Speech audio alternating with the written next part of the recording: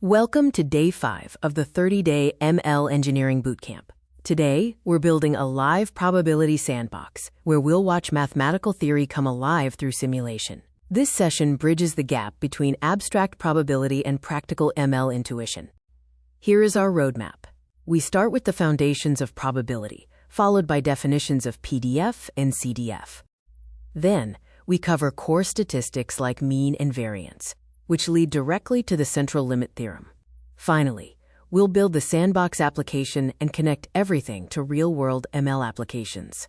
Before we write any code, we need to build the right mental model. Probability is the language your machine learning models speak. If you don't speak it fluently, you'll struggle to debug, tune, or trust your systems. Let's start with the formal notion of a probability space.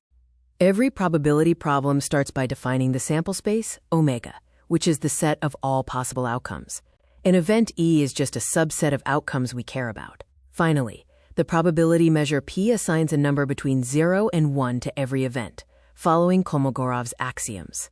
A random variable x is a function that maps outcomes in the sample space to numbers. We distinguish between discrete RVs, which take countable values, and continuous RVs, which take uncountable values. In machine learning, model weights and predictions are all random variables.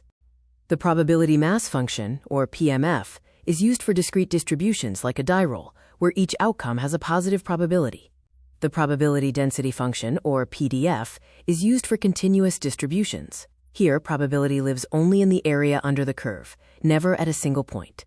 The PDF tells you how dense the probability is at a certain point. The Cumulative Distribution Function, or CDF, tells you the probability accumulated up to x. The maximum difference between the empirical CDF, built from data, and the theoretical CDF is measured by the Kolmogorov-Smirnov test, or KS test. Summary statistics compress a distribution into a few key numbers. These are the numbers you'll report, compare, and optimize in every machine learning project. The mean is the expected value, or the center of gravity. Variance measures the average squared deviation from the mean, showing how spread out the distribution is. The standard deviation is the square root of the variance, putting the measure of spread back into the original units of x. The Central Limit Theorem, or CLT, is the most important theorem in applied statistics.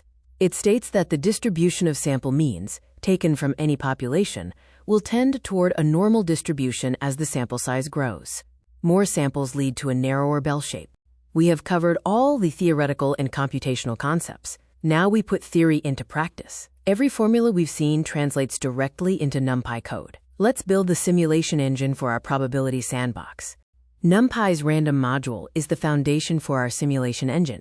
We use the modern default random number generator to sample from discrete distributions, like coin flips and die rolls, and continuous distributions, such as normal and exponential. We then compute summary statistics to verify the simulation.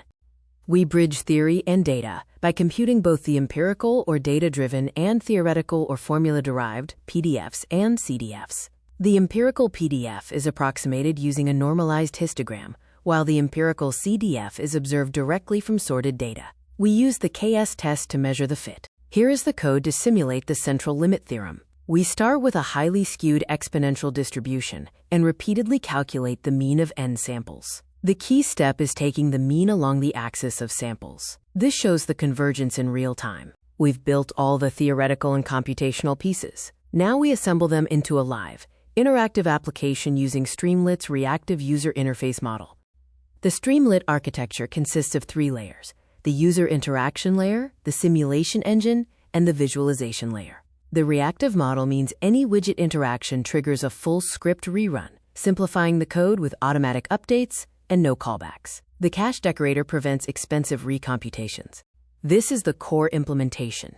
We use Streamlit columns for controls and the backquote at streetcache_data decorator to ensure the simulation only runs when inputs change. The backquote simulate backquote function handles different distributions, and the visualization section uses Plotly to display the empirical and theoretical PDFs and statistics.